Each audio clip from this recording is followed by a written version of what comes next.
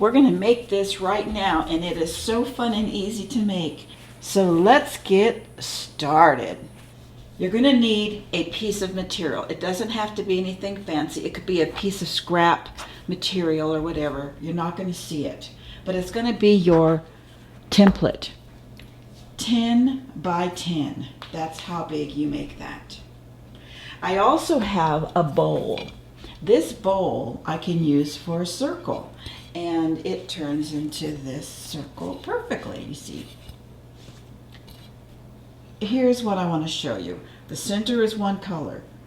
Then you got the next color. Then you have the next color. Then you have the next color. And then you have the binding. I created this myself because I didn't want to buy the bias. You can. I made my own. And so there is 1, 2, 3. There's 4 layers of stars and a circle. So you might want to use 4 different colors of material. If you make it bigger, like this one. This one's bigger. You keep going and you keep going and you keep going, so you keep adding. So I have 1, 2, 3, 4, 5, 6 layers of material here. Depends on how big, but I like this size. This is a good size. It's perfect for pots. Okay. Then get six or 7 different types of material, which I have here. You see all that? All this material. And then we're going to cut little pieces. So now what we have to do is prepare this pattern. It's very simple.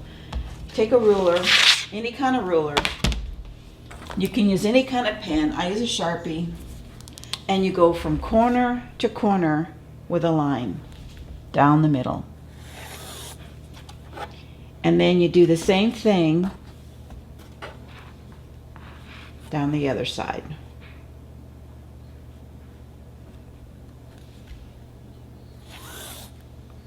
Then I like to put it on my grid because it's got little squares.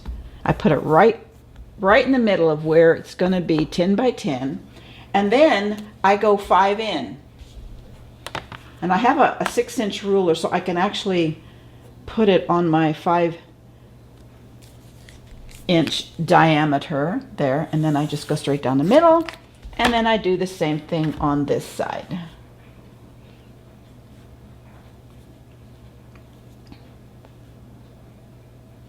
Right down the middle. So you've made yourself a grid. The first thing you do is this middle is you need 4 pieces. Then you need 8 pieces for the other 3 layers. So what you do is you find a material you want to be your center. So I want to make a nice pretty center. I'm going to use this material. It's just a piece of material, and I'm going to make 3 1/4 inch by 5 inch. Now if I was to open this one up, you'll see that it is 5 inches long and 3 1/4 inches wide. And I need to make 8 of these to go around. Here is my 4 pieces. This is going to be the center. Then I'm going to choose other pieces of material and make 8 each like this. All right, so now what we're going to do next is I'm going to take it to the iron, but I'm going to show you what I'm going to do. It's so simple. You cut them all out, which I do a pile. I'm only going to do 4 right now as an example. And then you just fold that down 1 inch and iron it across on each of these. I'll be right back. Okay, so now we have these ironed down 1 inch over on each of these. I have 8 of these. I have 8 of these.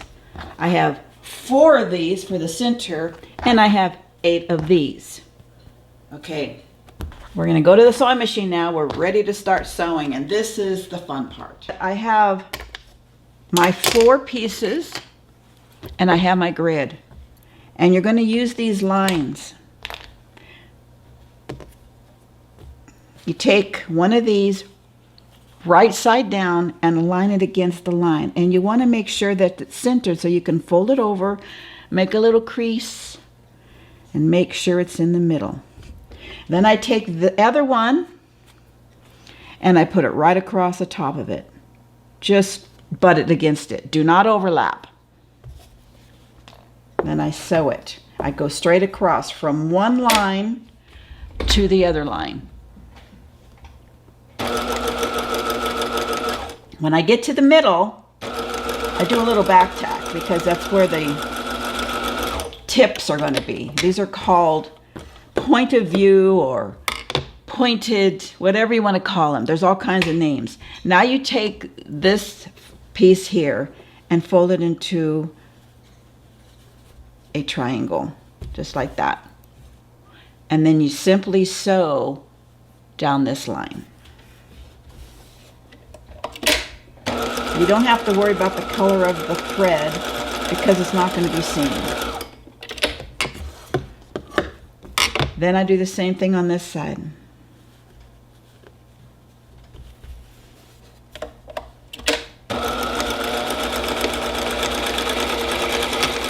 Okay. And then I take these two and I line it on the opposite side of this square in the middle, right sides down. Do the same thing again, but you want to keep an eye on the line because you don't want to sew over the other triangles. So just keep an eye on it. Make sure that it's nice and straight. When I get to I kind of pick it up a little bit to see where I'm going. Okay, that's good. Right down the middle. Right. And I cut my threads. Now all you do is the same thing. You fold this down. You see how it sits right in between the others, and you sew it down on the bottom.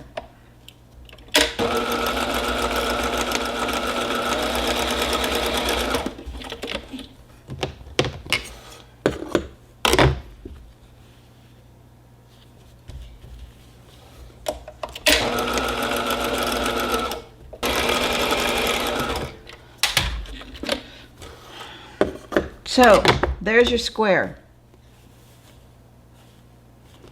Now we're going to start building. Now this is where you start the 8. You want to do it like in a triangle now. You're going to put it across the triangle side. And all I do is I lay them down and I put all 4 down because I want to see what it looks like before I sew. So that's what I do. I do all 4 like that. See how perfectly square that is in the middle? That's what I want. So I keep it down. You can pin it, which is a good idea. I'm just going to hold it. And what I'm going to do, so I start at the bottom, and instead of doing one at a time, I do them all. So I go straight across. I hold this down, so I don't want this lip to come in. You hold it down, double back tack to the tip of this, lift up the pressure foot, go across the center and back down, straight down the line. And I do the same thing in the other direction.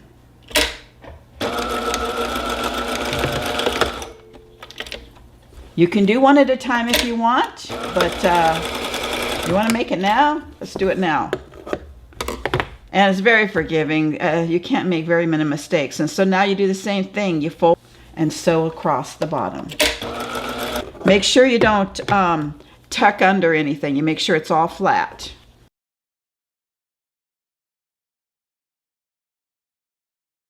All right, so we've done 4. Now you take the other 4 and you line it up.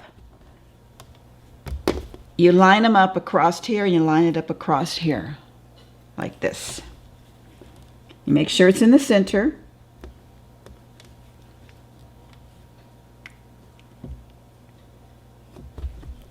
And I do the same thing. I sew straight across.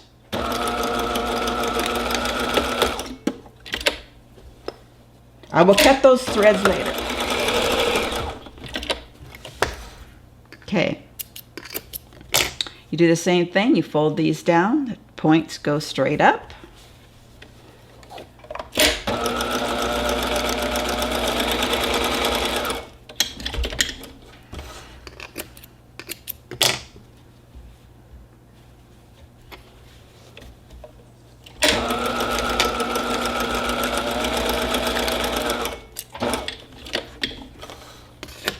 Now look how cute that is so far.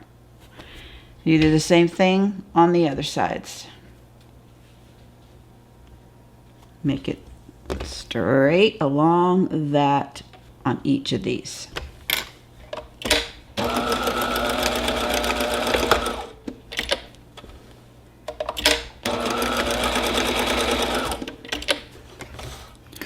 Okay, then you fold it down. Now notice this, I didn't do it completely in the center. So what's happened is that the bottom doesn't line up, but that doesn't matter. It's not going to be seen. Just put it together and sew it across the bottom. If you did it perfectly in the middle, it would not do that, but I didn't do it perfectly in the middle, and it does work out still.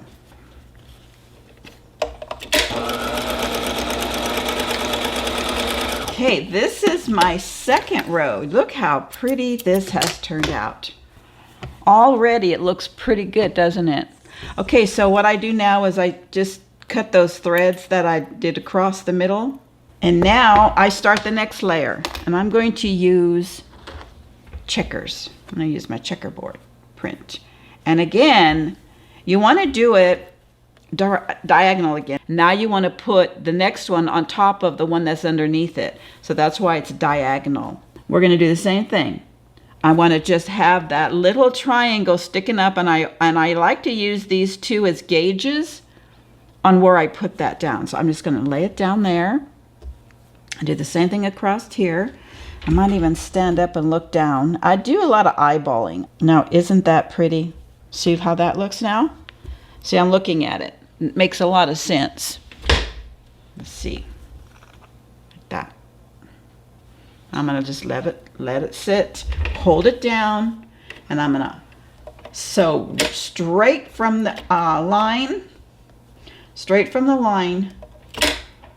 on my grid to the tip, pick up my needle and go straight across. You do not have to back tack at the bottom, but you do have to back tack at the fold.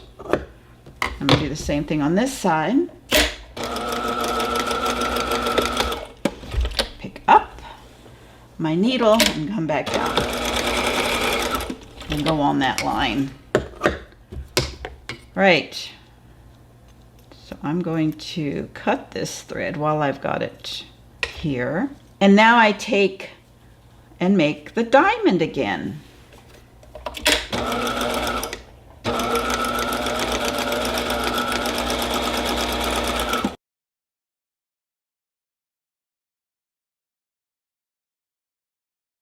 Again, you know, if I just did it by dimension, you would see how this is like off. So I'm going to stand up and I'm going to put this up a little bit. I want it to look good, so I'm going to just do it by eyeball. Check that out. That looks pretty good. Now I'm going to sew straight across.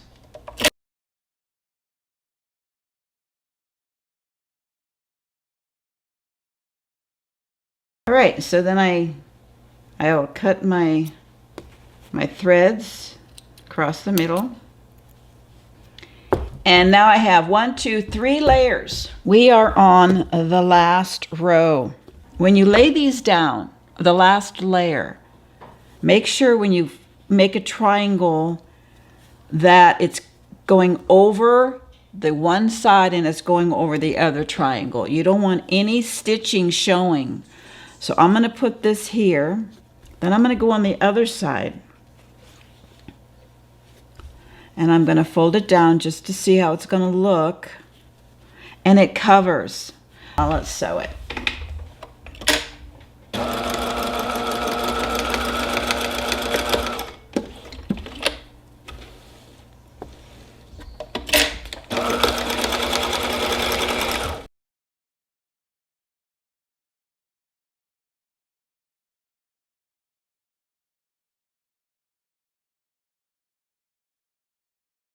All right, so this is what you're looking for. You see how it's clean? There's no stitching shown from underneath. You want to make sure that you don't see them.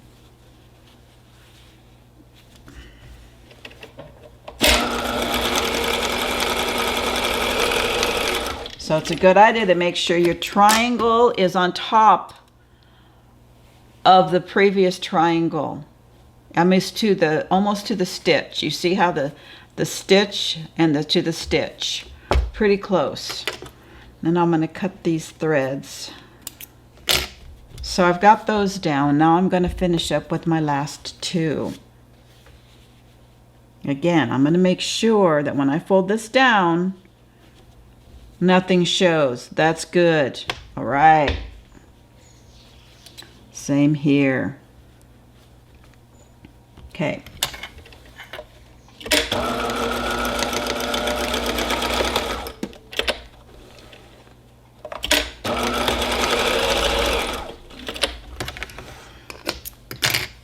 Go down with the triangle, so across the bottom.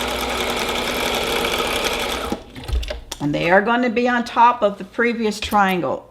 So make sure that's working for you, because that's what you need it to do.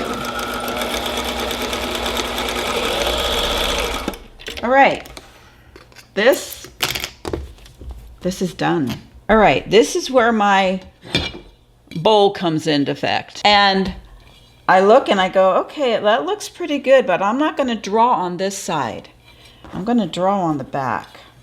So I do it this way first, just to kind of get an eyeball as to where everything sits. I want to make sure that I'm catching all my triangle material.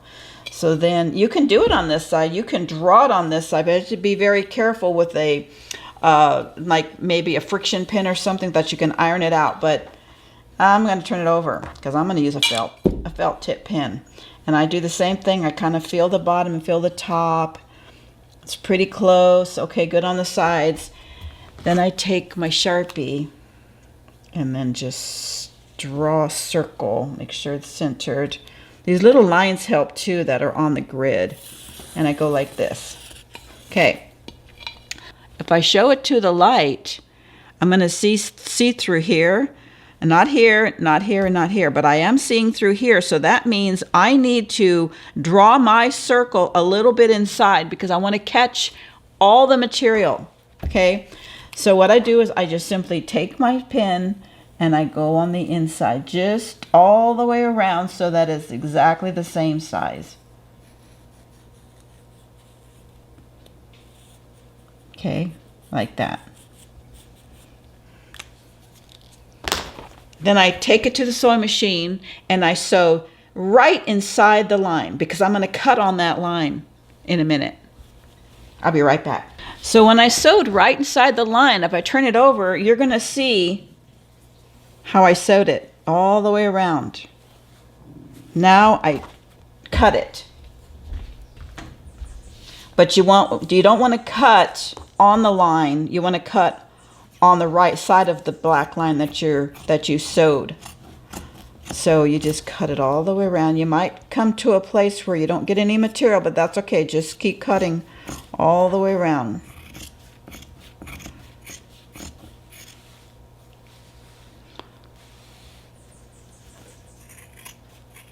Now you'll see, I'm off a little bit. You'll see how I have little triangle here and then I have bigger triangle here because I didn't really center the bowl as good as I could have. But that's okay. I'm still going to use it. It's fine.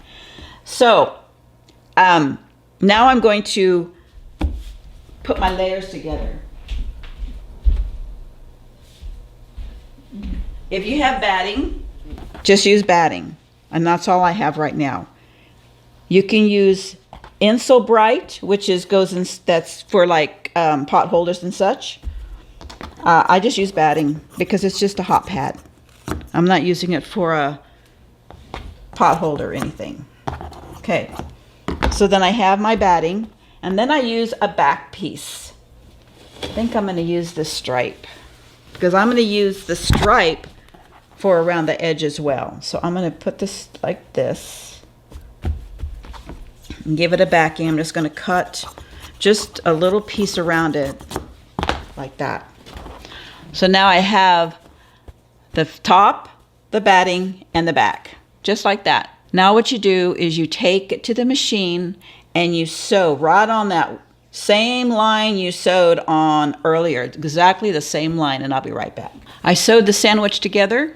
You can see the line all the way around the back of it, and now we cut it. Cut along the circle itself. Don't cut into the stitching. Right, there is my circle. You're almost done. We're gonna now just simply put the edge on it. And I made my own. You can buy bias tape. It doesn't take much. I think it takes, for this size, it takes 40 inches of bias, okay, 40 inches. And it's 2 inches wide. I make my own. You'll notice that it's a little stretchy because I cut it on the bias. Here's what I mean. If I cut it this way, there's no give. And you can't go around circles very well.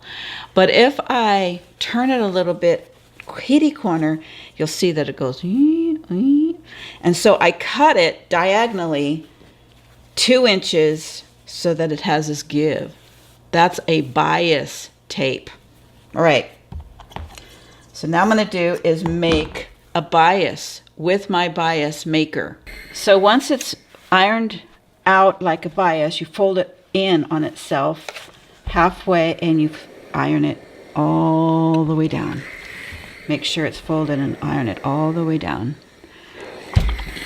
So that's how you make your bias tape. I don't put a loop on it because I don't hang them. If you want to put a loop on it, put a loop on it. I don't put a loop on it. So I just cut the edge so it's nice and straight. And I'm just going to encase it now. And you want to make sure that the bottom is caught. So you want to keep an eye on it, that the bottom gets caught in with the top as you're sewing around. And you want to sew it close to the edge as possible all the way around. And you just kind of, that's why it's good to be on the bias, because you can stretch it without it getting buckled.